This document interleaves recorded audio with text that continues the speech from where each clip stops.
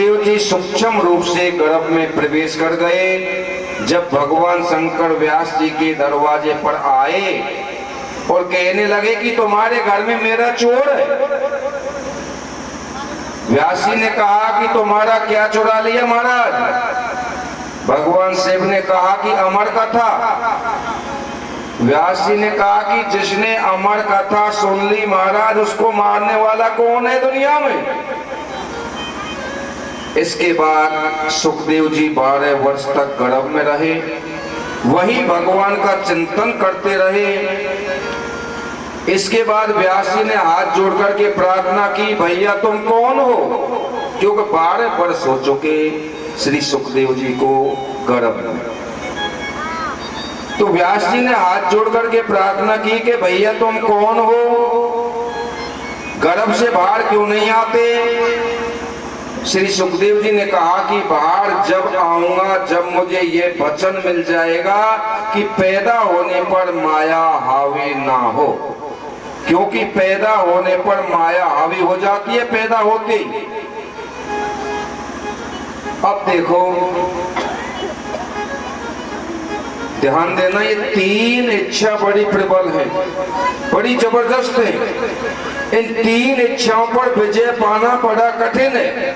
जब ऊपर वाला कृपा करता है ना, तब ये छूटती है, अन्यथा नहीं। एक तो है पुत्र की इच्छा,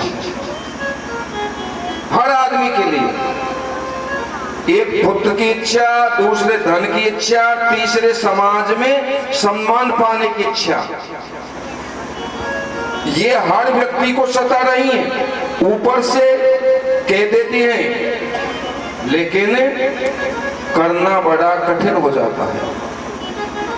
वैराग भी हो जाता है, पुत्र पुत्र घर के कार्य को भी संभाल लेते हैं, फिर भी कोई जब संकट आता है तो झटपट आ जाते हैं। इस ममता को काटना बड़ा मुश्किल है। श्री सुखदेव जी का वर्णन करते हुए सूत जी महाराज कहते हैं, हे ऋषियों, अब मैं ये बताने जा रहा हूं कि जिन्होंने चारों वेदों का विभाग किया, किसने? व्यास जी ने 4 वेदों का विभाग किया, 18 पुराणों की रचना की, 1 लाख श्लोक वाला महाभारत बनाया। हिमालय में ध्यान देना, ये ममता कैसी होती है। एक लाख वाला महाभारत बनाया, 18 पुराणों की रचना की, 4 वेदों का विभाजन किया और हिमालय में बद्रीनाथ से 18 मील ऊपर सरस्वती के किनारे बर्फ में रहकर भजन करते थे वेद व्यास जी। उनके मन में भी पुत्र की ममता ने मन को हिला दिया। व्यक्ति के अंदर सूक्ष्म वासना रहती है। जब सुखदेव जी महाराज प्रकट हुए और थोड़े समय के बाद ही जवान हो गए, इतने सुंदर थे, भगवान कृष्ण का चिंतन करते करते कृष्ण स्वरूप ही हो गए। घुंघराले बाल हैं, चांद जैसा मुखारबिंद, गोल गोल आंखें, लंबी लंबी भुजाएं, शरीर एकदम कोमल। भागवत में इनके स्वरूप का वर्णन किया है। अभी यज्ञोपवीत नहीं हुआ और सुखदेव जी घर से निकलकर चल दिए। कहते हैं मैं घर नहीं रहूंगा, भजन करूंगा। वेद व्यास जी के मन में ममता जाग उठ गई। जब सुखदेव जी चलने लगे तो व्यास जी के मन में ममता एकदम से उत्पन्न हो गई। जो दूसरे को उपदेश कर रहे हैं, 4 वेदों का विभाजन किया, बर्फ में रह करके भजन कर रहे हैं, तपस्या कर रहे हैं, लेकिन जब पुत्र जाने लगा तो व्यास जी के मन में भी वो ममता जाग उठी। इतना सुंदर पुत्र मिला, पुत्र जा रहा है, अपने को रोकने की कोशिश कर रहे हैं, दुनिया को उपदेश दे रहे हैं, भजन करना चाहिए। और व्यास जी उठ करके दौड़ पड़े सुखदेव जी के पीछे। क्या कहते हुए? पुत्रेति तन्मय तया, हाँ पुत्र, हाँ पुत्र कहा। सुखदेव जी ने कहा कहो पुत्र। सुखदेव जी तो वृक्षों में समा गए। तरवो भीने दुष्ट, क्यों? सुखदेव जी योगी थे। वृक्षों में से अंदर से आवाज आई कि हम तो पत्थर मारने वाले को भी फल देते हैं, मनुष्यों को तो अधिक परोपकारी होना चाहिए। सुखदेव जी तो जन कल्याण के लिए ही अवतरित हुए थे। श्री सुखदेव जी व्यास जी से पुत्र कह रहे हैं, ध्यान देना। श्री सुखदेव जी व्यास जी से पुत्र कह रहे हैं और व्यास जी सुखदेव जी से पुत्र कह रहे हैं। सुखदेव जी ने कहा कि व्यास जी तुम सृष्टि में हमारे लाखों बार पिता बने और हम भी आपके लाखों बार पिता बने होंगे, कोई किसी का पिता या पुत्र नहीं है।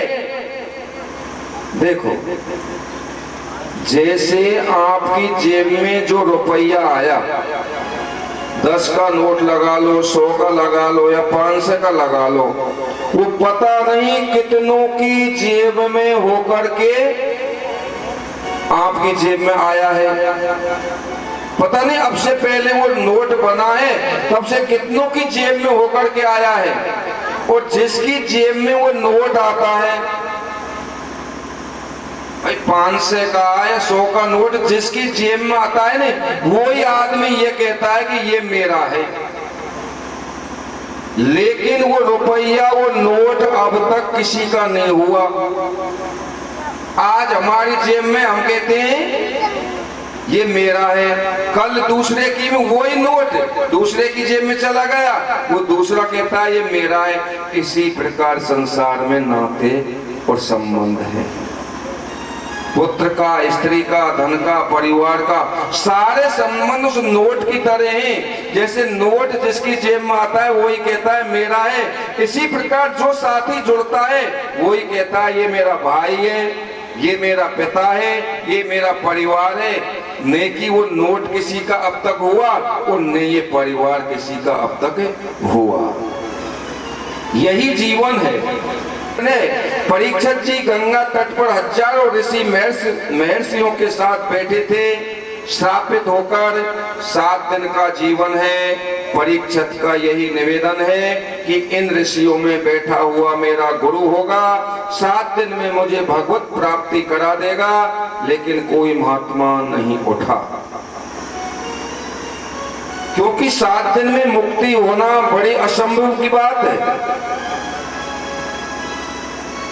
सैकड़ों हजारों जन्मों की तपस्या के बाद भी यदि मुक्ति मिल जाए तो शास्त्र कहता है बहुत सस्ती है। विचार विमर्श चल रहा था, इतने में श्री सुखदेव जी आ गए और सिंहासन स्वीकार कर लिया जो गुरु के लिए बनाया था। परीक्षित ने देखा,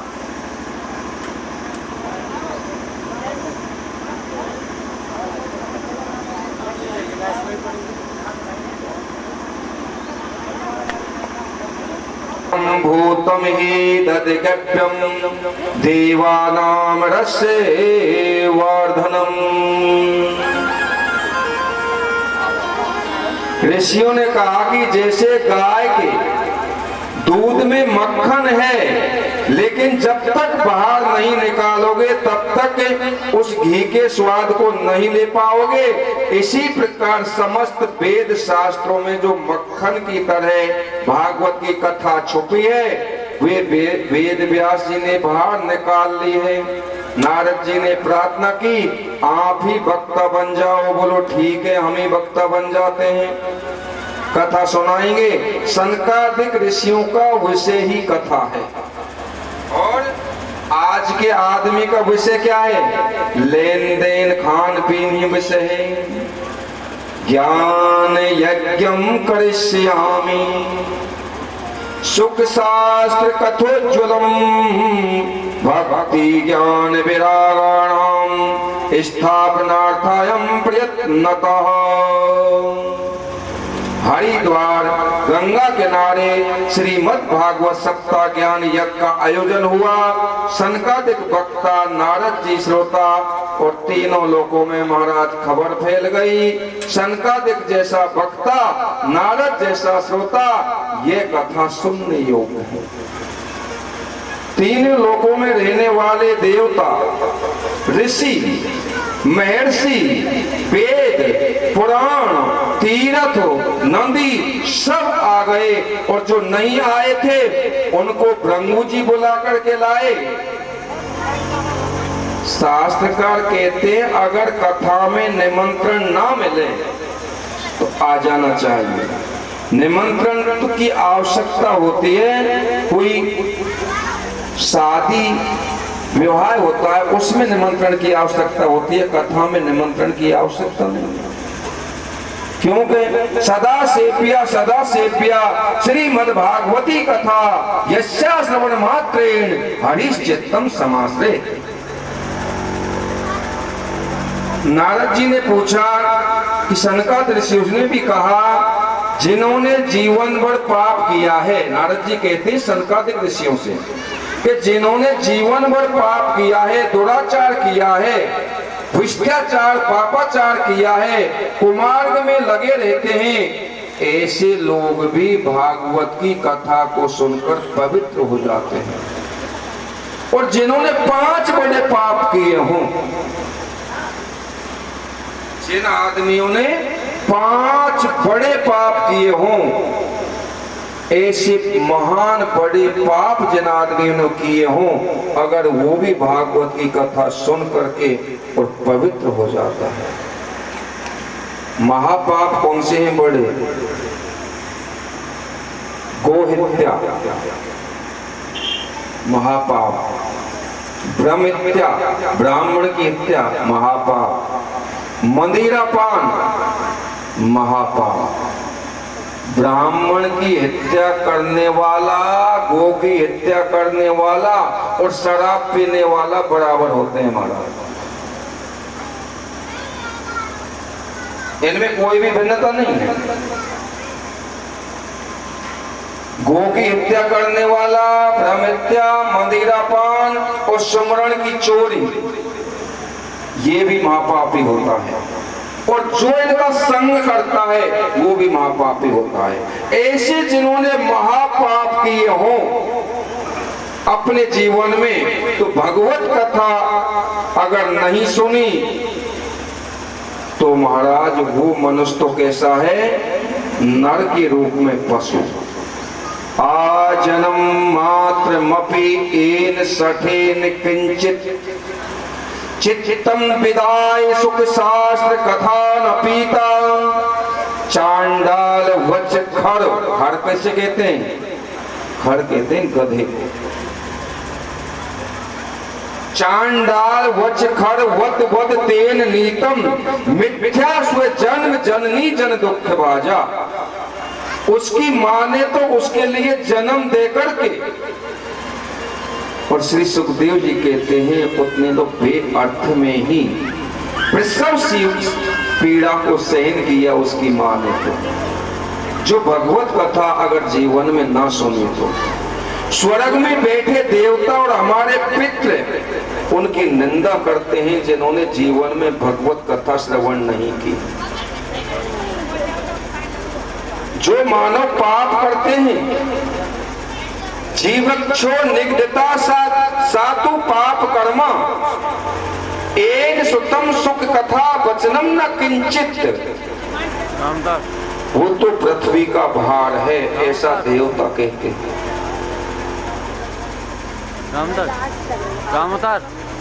देखो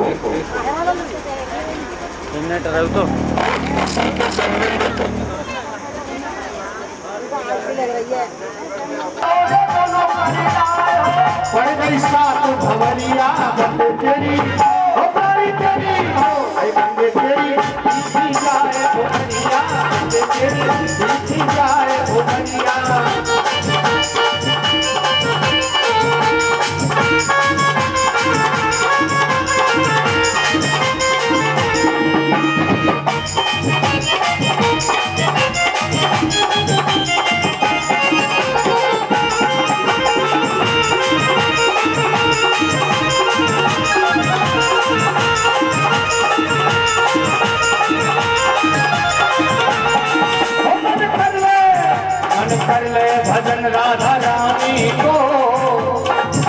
मन कर ले भजन राधा रानी को, नाई भरोसा जिंदगानी को। मन कर ले भजन राधा रानी को, नाई भरोसा जिंदगानी को। मन कर ले भजन राधा रानी को, नाई भरोसा जिंदगानी को। मन कर ले भजन राधा रानी को, नाई भरोसा जिंदगानी को। बात बात में रट राधा राधा तू रट राधा राधा। बात बात में रट राधा राधा तू रट राधा राधा। बात बात में रट राधा राधा तू रट राधा राधा। बात बात में रट राधा राधा तू रट राधा राधा। अब जब तक तो सब ताली ना बजाएंगे तब तक मैया ये कह दो तो बात बात में रट राधा राधा तू रट राधा राधा।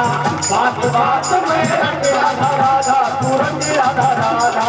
बात बात में यूं मत बैठो भैया, यूं मत बैठो।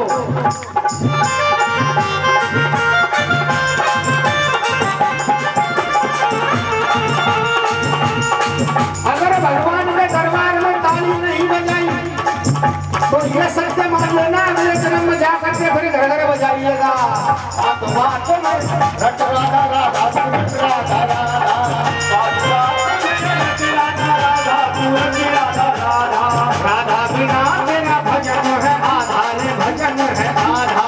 राधा बिना तेरा भजन है आधा रे भजन है आधा। साथ मिल जाए वो साथ मिल जाए, साथ मिल जाए बांके बिहारी को, नाई भरोसा जिंदगानी को।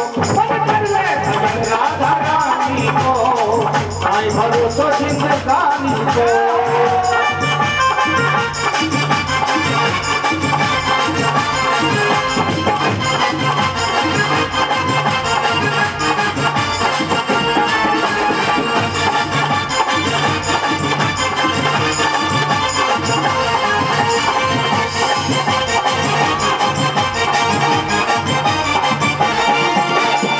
ये दुनिया तेरे काम न आवे रे काम न आवे।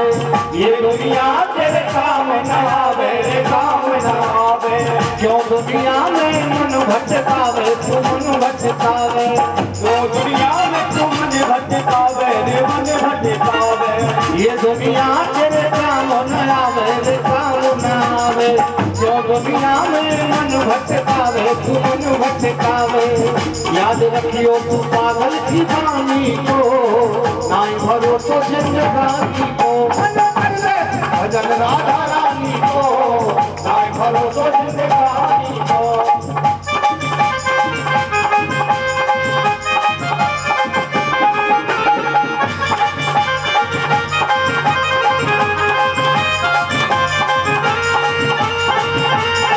ये दुनिया माटी को डेला माटी को डेला। ये दुनिया माटी को डेला माटी को डेला। ये दुनिया माटी को डेला माटी को डेला। ये दुनिया माटी को डेला माटी को डेला। अपने मन की वृत्ति को वही कथा से जोड़ेंगे।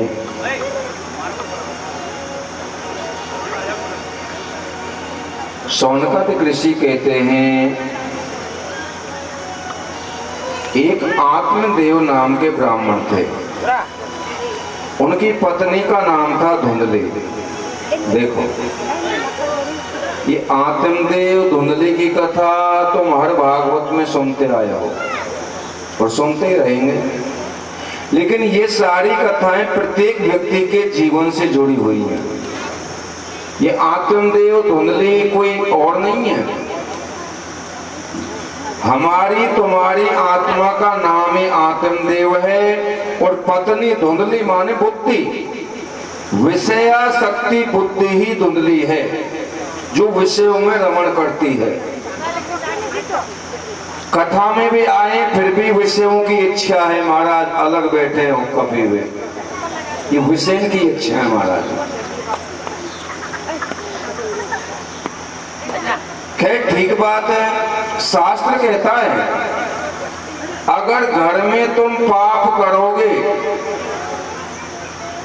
घर में तुम पाप करोगे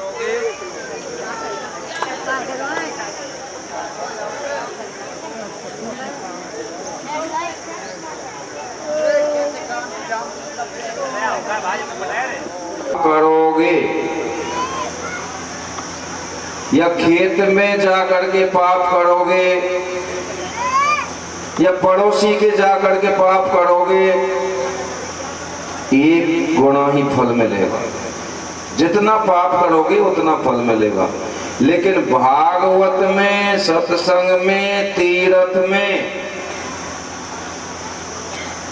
संतों के आश्रमों में चलती हुई कथा में जो पाप करता है उसका 1000 गुना फल मिलता है।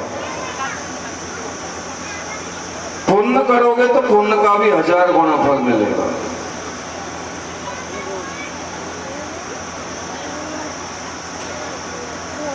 जिस आदमी की बुद्धि विषय भोगों में ही लिप्सा है, वो भोगों को ही अपना जीवन का सार समझता है, उसी की बुद्धि धुंधली है। ब्राह्मण ने जितना धन कमाया आधा दान करते हैं कि पुत्र हो जाए, लेकिन पुत्र नहीं हुआ। ब्राह्मण दुखी होकर के जंगल में चले गए और एक महात्मा से मिले। महात्मा को देख करके ही चरणों में गिर गए ब्राह्मण देव। महात्मा ने पूछा, कथम रोदसी विप्रतुम काते चिंता बलयसी वदितुम सत्यवरम मह्यम स्वस्य दुःखस्य कारणम। कथम रोदसी विप्रतुम, हे ब्राह्मण क्यों रो रहे हो? आत्मदेव ने कहा, भगवान प्रभु ने सब कुछ दिया है, लेकिन संभालने वाला कोई नहीं है। संभालने का मतलब पितरों को पानी देने वाला कोई नहीं है।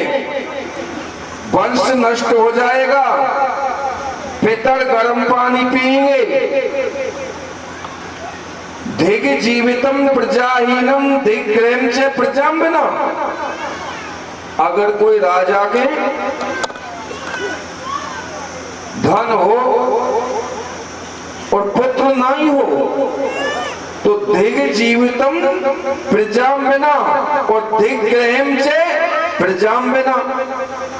और घर भी चाहे कितना भी सुंदर हो, मकान कितने भी हो, और घर में अगर पुत्र ना हो, धिग धनम चानपत्यस्य, और धन चाहे कितना भी हो, धिग धनम चानपत्यस्य, धन चाहे कितना भी हो अगर पुत्र ना हो, और धिग कुलम संतति बिना, और चाहे कुल खानदान कितना भी बड़ा हो, अच्छा हो, और पुत्र ना हो तो सब बेकार है। इसलिए गीता में कहा है कि संकरो नरका एवं कुलांगना नाम कुलस्य च पतंती पित्रो ऐसाम लुप्त पिंडो तदक्रिया। जिनके वंश की परंपरा नष्ट हो जाती है, क्योंकि हमारे भारत देश की मान्यता थी कि हमारे भारत देश की नारियां अपने अंतःकरण में एक ही पति का चित्र बनाती थी। इसलिए गीता में लिखा है कि संकरो नरका एवा कुलांगना नाम कुलस्य च पतंती पित्रो हेसाम लुप्त पिंडो दतक क्रिया। जिनके कुल की परंपरा नष्ट हो जाती है, वर्ण संकर संतान पैदा हो जाती है घर में, उनके पितरों के लिए पिंड प्रदान देने वाला कोई नहीं रहता है महाराज। क्यों? कि वंश बदल गया, और वंश बदलने से जो पुत्र पिता के लिए पिंड प्रदान करेगा उसके लिए नहीं होगा वो। इसलिए गीता में कहा है शंकरो नरका एवा कुलांगना नाम कुलस्य च पतंती पित्रो ऐसाम लुप्त पिंडो ददक क्रिया। उनके पित्र गर्म पानी पीते हैं, दुखी रहते हैं, और उनका वंश नष्ट हो जाता है। आत्मदेव ने कहा कि मैं इतना भाग्यहीन हूँ कि गाय घर में लाऊं तो बछड़ा नहीं देती, वृक्ष लगाऊं तो फल नहीं देते, और फल खरीद के लाऊं तो कीड़े पड़ जाते हैं। मुझे महाराज पुत्र चाहिए, पुत्र। महात्मा बड़े सिद्ध थे। संत ने कहा कि श्रेणो विप्रेमया तेध्य प्रारब्धम तो विलोकितम सप्त जन्मावधि तवा पुत्रो नेविच 7 जन्म तक तेरे संतान नहीं होगी। संतान की इच्छा छोड़ो, भगवान का भजन करो। संत ने कहा संन्यासे सर्वथा सुखम, भजन में जो आनंद है जो दुनिया को पकड़ने में नहीं है। जो भजन में आनंद है, भजन के बिना शांति नहीं मिल सकती। कितना भी बड़ा भोगी लोभी नास्तिक क्यों ना हो, जब तक त्याग नहीं करता है इनका, तब तक दुनिया में शांति नहीं मिलती। क्यों? देखो कितना भी भोगी आदमी होता है, वो भी जब त्याग करता है, नींद लेता है, तो घर को भूलेगा, नोटों को भूलेगा, पत्नी को भूलेगा, धन को भूलेगा, पुत्र को भूलेगा, शरीर को भूलेगा, तब उसके लिए शांति मिलेगी। वे ब्राह्मण नहीं माना। आत्म देव ने कहा भगवान मुझे तो पुत्र चाहिए, नहीं तो आत्महत्या करूंगा। उस परम संत ने कहा कि लो ये फल है, अपनी पत्नी को खिला देना, पुत्र हो जाएगा। फल है ज्ञान। बुद्धि अगर संत के उपदेश को स्वीकार कर ले तो ज्ञान रूपी पुत्र हो जाता है। नहीं आई बात समझ में? बुद्धि हमारी अगर संत के ज्ञान को स्वीकार कर ले तो ज्ञान रूपी पुत्र हो जाता है और परम शांति मिल जाती है। इसलिए गीता में कहा ज्ञानम लब्ध्वा परम शांति मचलिनादि गच्छति। बिना ज्ञान के कभी भी शांति नहीं मिलेगी। लेकिन जो बुद्धि भोगों में फंसी है, जो बुद्धि भोगन में फंसी है, टीवी में, बच्चों में, स्त्री में, पति में, सुंदरता में, जिसकी बुद्धि फंसी है उसके लिए ज्ञान ग्रहण करने के लिए टाइम ही नहीं हमारा। उसके पास टाइम भी नहीं बचा। बिल्कुल कथा में उसकी बुद्धि लगती नहीं। अगर आ भी जाए कथा में ऐसी बुद्धि वाला तो महाराज कुत्रक करने लगेगा। आत्म देव ने फल पत्नी को दे दिया, ध्यान से सुनना। आत्म देव ने फल पत्नी को दे दिया, लो खा लो, पुत्र हो जाएगा। अब जिसकी बुद्धि धुंधली है, जिसकी बुद्धि भोगों में आसक्त है, भला वो कथा की बात को, ज्ञान को कैसे स्वीकार करे? अब धुंधली विचार करने लगी। मैंने सुना है सुखदेव जी 12 वर्ष गर्भ में रहे थे। सुखवनी वसेद गर्भस्वम कुच्छे कथि मृत सृजेत। धुंधली कहती है मैंने सुना है कि सुखदेव जी 12 वर्ष गर्भ में रहे थे। यदि मेरे भी ऐसा गर्भ रह गया तो जन्म लेते समय बालक टेढ़ा हो गया तो मैं मर जाऊंगी। गर्भ से सुंदरता कम हो जाती है, ऐसा माताएं सोचती भी है। गर्भ से सुंदरता कम हो जाती है, प्रसूति भी बड़ा कष्ट देती है। फिर मेरी नंद आएगी, वे मेरा सब सामान उठा करके ले जाएगी, मैं फल नहीं खाऊंगी। और कहा त्रियग चेदा गतो गर्भश तदा में मरणम भवे प्रसूतो दारुणम दुखम सुकुमारी कथम सहे। मेरी मति के अनुसार तो बंध्या या विधवा स्त्री सुखी रहती है। जब बुद्धि कमजोर होती है तो महाराज बुद्धि में तर्क आते हैं। शुद्ध बुद्धि में तर्क नहीं होते। फल नहीं खाया, पति से झूठ बोल दिया, उसने सारी घटना अविद्या रूपी बहन को बता दी। उसने कहा बहन चिंता मत करो, ये फल तो गाय को खिला दो, परीक्षा भी हो जाएगी और